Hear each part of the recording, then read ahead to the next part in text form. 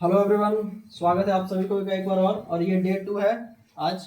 ठीक है, टॉपिक है final crash course class 11th का। आज हम लोग बात करेंगे स्केलर और वेक्टर से फाइनल एग्जाम में कुछ आए हुए इंपॉर्टेंट क्वेश्चन आप देख सकते हैं, बोर्ड पर लिखा हुआ है। 2019 का क्वेश्चन है, 22 का है, 23 का है, 20 का है, 24 का है। तो सबसे पहले आज स्टार्ट करते हैं। जैक बोर्ड 2019 में जो क्वेश्चन आया है ये सभी प्रीवियस ईयर क्वेश्चंस है और ये सब क्वेश्चंस आने के बहुत ज़्यादा चांसेस हैं। वीडियो को अंत तक देखिएगा, ठीक है, और चैनल पे बने रहिएगा। सबसे पहला क्वेश्चन है, यूनिट ऑफ एंगुलर मोमेंटम क्या है? Moment of momentum is called angular momentum. Angular momentum का फॉर्मूला हो जाता है L is equal to R cross P. Board चमक रहा होगा तो टेलीग्राम में हम आपको इसका फोटो भेज देंगे। टेलीग्राम में हम आपको इसका फोटो भेज देंगे, सारा आपको एक्सप्लेनेशन मिल जाएगा, नीट एंड क्लीन रहेगा। L बराबर आर क्रॉस पी, ये फॉर्मूला है एंगुलर मोमेंटम का, और एंगुलर मोमेंटम को बोलते हैं मोमेंट ऑफ मोमेंटम। इसका आंसर आएगा option number B, KG meter square पर सेकेंड। ये आपको एंगुलर मोमेंटम का आंसर होगा। ठीक है, चलिए।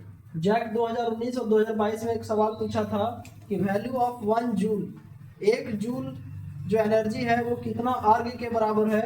10 के पावर 5, 10 के पावर 6, 10 के पावर 7 और 10 के पावर -7। तो प्यारे बच्चों, इसका आंसर होगा 10 के पावर 7। लेकिन एग्जाम में यदि यही क्वेश्चन उल्टा करके पूछता है कि एक अर्ग कितना जूल के बराबर होगा, तो उसका आंसर हो जाएगा 10 के पावर -7।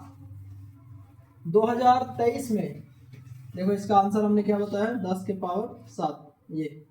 ठीक है, 2023 में एक सवाल पूछा था कि दिए हुए 4 फिजिकल क्वांटिटी में कौन डायमेंशन लेस है, किसका डायमेंशन नहीं है? ठीक है, वेलोसिटी, डेंसिटी, एनर्जी और एंगल। तो इसका आंसर हो जाएगा एंगल।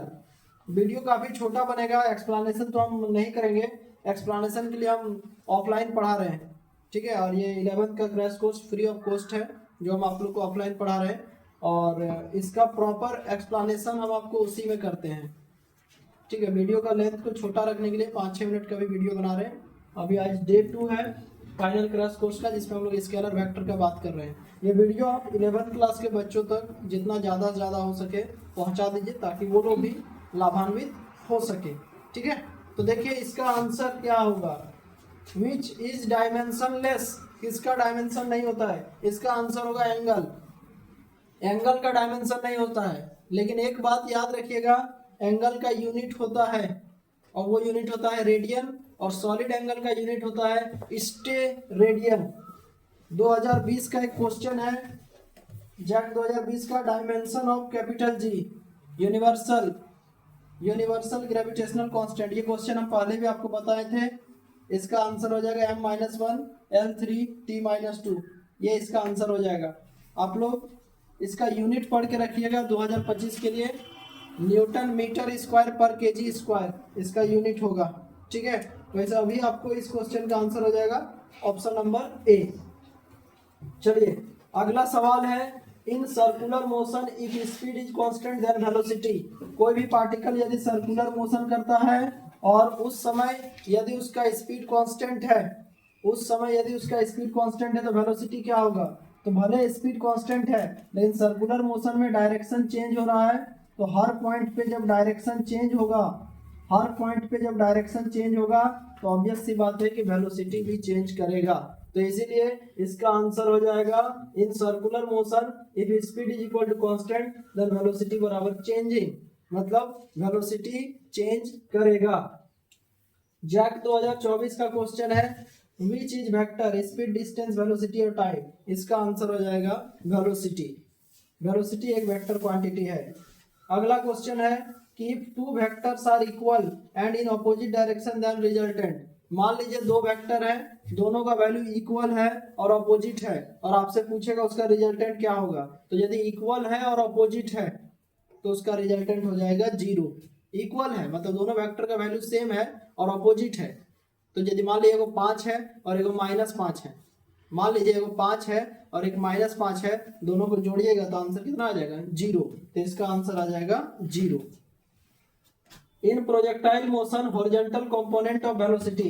कोई भी पार्टिकल यदि प्रोजेक्टाइल मोशन करता है, मोशन इन 2 डायमेंशन, कुछ इस प्रकार से, मान लीजिए कोई पार्टिकल इस प्रकार से मोशन करता है, तो पूछ रहा है कि उसका हॉरिजॉन्टल कंपोनेंट क्या होता है वेलोसिटी का।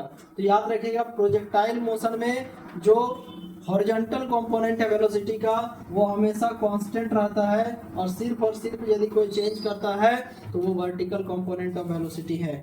Horizontal component always remains constant. और ये आज का अंतिम क्वेश्चन, इसका जवाब आप कमेंट बॉक्स में जरूर से जरूर दीजिएगा। Area under velocity time graph. एक ट्रिक बता देते हैं, कभी भी यदि एरिया से रिलेटेड कोई भी क्वेश्चन पूछा जाए, कभी भी यदि एरिया से रिलेटेड कोई भी क्वेश्चन पूछा जाए, तो आंख मूंद के जो भी दो फिजिकल क्वांटिटी दिया हुआ है उसको आप मल्टीप्लाई कर दीजिए। तो आज का हम आपका क्वेश्चन दे रहे हैं कि वेलोसिटी को टाइम से यदि मल्टीप्लाई करेंगे, वेलोसिटी को टाइम से मल्टीप्लाई करेंगे तो आंसर में वेलोसिटी, एक्सेलरेशन, वर्क या डिस्प्लेसमेंट क्या आएगा, ये हम कमेंट बॉक्स में आपके जवाब का इंतजार करेंगे। ठीक है, तो ये आपका डे 2 हो गया। तो आज का वीडियो यहीं तक रहेगा। नेक्स्ट वीडियो में हम लोग बात करेंगे इससे आगे के बारे में। ठीक है, थैंक यू, टेक केयर।